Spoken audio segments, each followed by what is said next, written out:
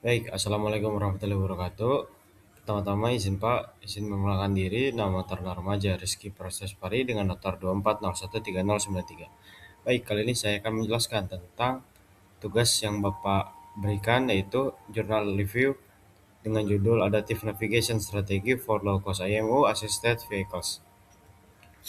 Baik, pertama-tama kita masuk ke latar belakang. Sistem navigasi kendaraan cerdas masih sangat bergantung pada sinyal GNSS atau GPS. Ketika kendaraan berada di lingkungan yang sulit menerima sinyal GNSS seperti terowongan, kawasan gedung tinggi, urban canyon, atau area dengan infrastruktur padat, sistem navigasi mengalami gangguan bahkan kehilangan posisi kendaraan. Selain itu, penggunaan IMU berbiaya rendah atau low cost IMU memang lebih murah dan praktis, namun memiliki kelemahan berupa akumulasi error, noise, dan bias sensor yang terus bertambah seiring waktu. Kondisi tersebut menyebabkan hasil navigasi dan posisi kendaraan menjadi menyimpang, sehingga dapat membahayakan keselamatan kendaraan maupun kendaraan konvensional yang berada pada lalu lintas campuran. Ada pula bagian selanjutnya, yaitu tujuan penelitian, yang dimana ada 3 tujuan penelitian yang saya review. Yang pertama adalah mengembangkan metode navigasi berbasis deep learning menggunakan hanya data raw IMU. Yang kedua, memperluas non-holonomic constraint atau NIC menjadi 3D velocity constraint. Yang ketiga, mengintegrasikan koreksi error IMU dan estimasi kecepatan ke dalam invariant extend Kalman filter atau IKF. Selanjutnya, masuk ke dalam metodologi sistem. Yang pertama juga saya akan menjelaskan yang dimana ada bagian input dan output.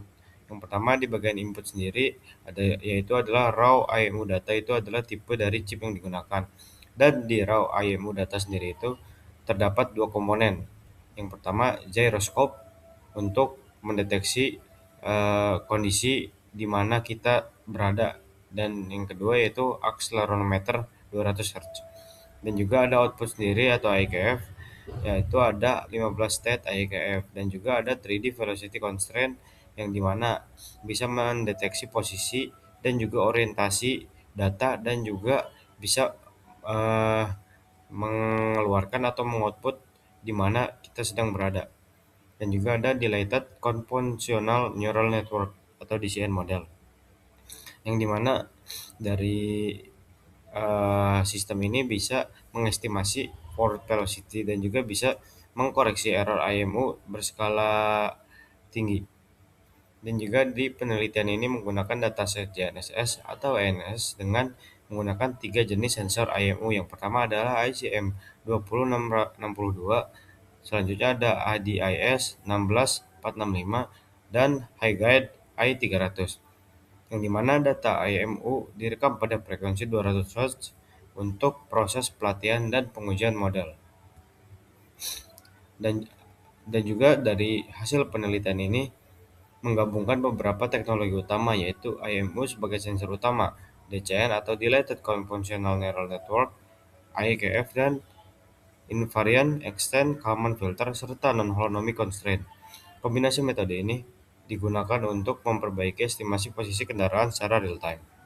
Hasil penelitian juga menunjukkan bahwa metode yang diusulkan mampu mengurangi error posisi, mengurangi drift navigasi, meningkatkan estimasi heading, dan menjaga akurasi navigasi meskipun di NSS tidak tersedia. Trajektori kendaraan juga menjadi lebih mendekati ground truth atau mendekati kondisi yang sebenarnya, sehingga tidak menghasilkan output yang dapat memiliki kesalahan yang terlalu fatal. Selanjutnya juga dari metode ini kita memiliki kelebihan dan kekurangannya. Yang pertama dari kelebihannya sendiri yaitu tidak memerlukan hardware tambahan atau odometer seperti GPS atau LiDAR. Juga model ini relatif ringan, 77,5 kPa, yang dimana cocok untuk kondisi real time. Juga ada dual task, sekaligus koreksi IMU dan estimasi kecepatan, yang dimana kelebihannya juga terbukti efektif di berbagai grade IMU, maupun sekalipun ini adalah low cost IMU, yang dimana ini termasuk low cost dan memiliki presisi yang tinggi atau high precision. Dan juga error akumulasi ditekan signifikan, yang dimana bisa menekan sebanyak 75 kali lebih baik dari baseline. Dan juga ada pula kekurangan dari metode ini, yaitu validasi hanya pada satu dataset atau open air industrial, belum teruji di terowongan nyata. Selanjutnya, asumsi tidak ada manuver ekstrim atau drift atau lompatan, yang dimana kurang realistis kondisinya di skenario yang darurat. Selanjutnya juga ada skala faktor S 1,5 ditentukan secara empiris atau kurang adaptif. Dan yang terakhir adalah performa lebih rendah dibanding highly dynamic, tikungan tajam dan berkelanjutan karena yang dimana tadi sudah dijelaskan jika ini low cost, walaupun low cost dan high precision tetapi tetap memiliki kekurangan yang dimana performanya lebih rendah, apalagi ketika dalam kondisi yang tikungan tajam. Dan juga ini adalah tabel dari hasil perbandingan metode ICM 2062 yang dimana metode raw IMU dengan F dan RRRT ini bisa dilihat angkanya ini cukup signifikan, tetapi juga ada beberapa kekurangan yang masih terlihat, yang dimana data dari F-nya sendiri ini berbeda, di mana ada penurunan, dan juga dari RRE-nya juga sama, tetapi masih tidak terlalu signifikan. Nah, selanjutnya juga ada komponen utama dari DCN-nya sendiri. Yang pertama adalah input layer-nya atau array IMU-nya 6 axis atau T-sample window. Dan juga yang kedua ada DCN blok 1 dengan komposional 6/16, ada DCN blok 2 dengan komposional 6/32, DCN blok 3 32 sampai 64, DCN blok 4 64 sampai 128, dan dari foreclose output-nya adalah 70 vektor. Yang dimana DCN mengekstrak fitur temporal jarak jauh dengan sangat efisien. Yang kedua, stabilitas gradient dan non-nonlinearitas probabilistik. Dan juga output 7D-nya adalah 6 parameter error IMU yang dimana bisa mengurangi bias dan noise dalam skala kecepatan.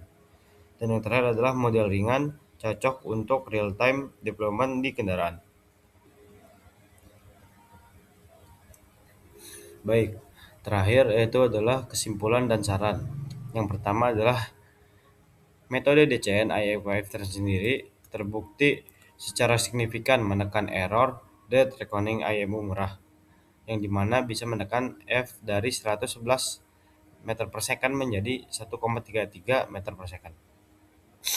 Yang kedua, pendekatan 3D velocity constraint menggunakan kebutuhan odometer menjadikan sistem lebih praktis dan hemat biaya. Yang terakhir, model menunjukkan generalisasi baik pada berbagai grade IMU yang dimana relevan untuk mengadopsi industri skala luas. Dan juga saran pada penelitian lanjutan perlu menggunakan metode di lingkungan terowongan, yang dimana seperti dijelaskan sebelumnya bahwa metode ini memiliki kelemahan di lingkungan tertutup atau seperti terowongan, yang dimana skenario lalu lintas kota padat serta mengintegrasikan adaptasi kecepatan dinamis tanpa lima empiris. Baik, mungkin sekian dari presentasi yang saya sampaikan. Untuk kurang lebihnya mohon maaf. Terima kasih. Wassalamualaikum warahmatullahi wabarakatuh.